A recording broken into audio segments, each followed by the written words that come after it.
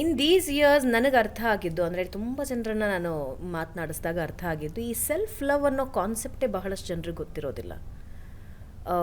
Self love, ಆಮೇಲೆ ಇರೋದ್ರ ಬಗ್ಗೆ ಒಂದು gratitude, what ever we have in our life, ನಮಗೆ ಏನೇನು ದೇವ್ರು ಕೊಟ್ಟಿದ್ದಾನೆ, ಯೂಶ್ವಲಿ ಹಂಗೆ ಮಾತಾಡ್ತೀವಲ್ಲ, ನಮಗೆ ಏನೇನು ಸಿಕ್ಕಿದೆಯೋ ಜೀವನದಲ್ಲಿ ಅದ್ರ ಬಗ್ಗೆ ಒಂದು ಗ್ರ್ಯಾಟಿಟ್ಯೂಡ್ ಇರೋದಿಲ್ಲ. ಅದರ ಜೊತೆಗೆ ಸೆಲ್ಫ್ ಲವ್ ಅನ್ನೋದನ್ನು ಬಹಳಷ್ಟು ಜನ ಮರ್ತೇ ಹೋಗಿರ್ತಾರೆ. ಸೆಲ್ಫ್ ಲವ್ ಅಂತ ಬಂದಾಗ, ಯಾಕಂದರೆ ಇದು ಗ್ರ್ಯಾಟಿಟ್ಯೂಡ್ ರಿಲೇಟೆಡ್ ಹೇಳ್ತಿದ್ದೀನಿ, ಯಾಕಂದ್ರೆ ನಮ್ಮದು ಜರ್ನಿ ನಮ್ದು ಯುನೀಕ್ ಜರ್ನಿ ಆಗಿರುತ್ತೆ ಪ್ರತಿಯೊಬ್ಬರದು.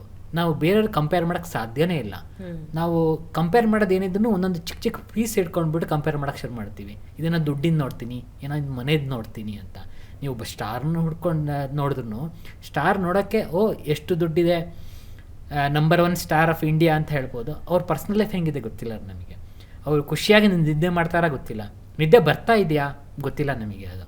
ಸೊ ಹಾಗಾಗಿ ಅವರು ಸಕ್ಸಸ್ಫುಲ್ ಅಂತ ಹೇಳ್ಕೊಳಕ್ಕಾಗೋದಿಲ್ಲ, ಅಂದರೆ ನಮ್ಮ ಲೈಫು ಅವ್ರ ಲೈಫು ಕಂಪೇರ್ ಮಾಡಿದ್ರೆ.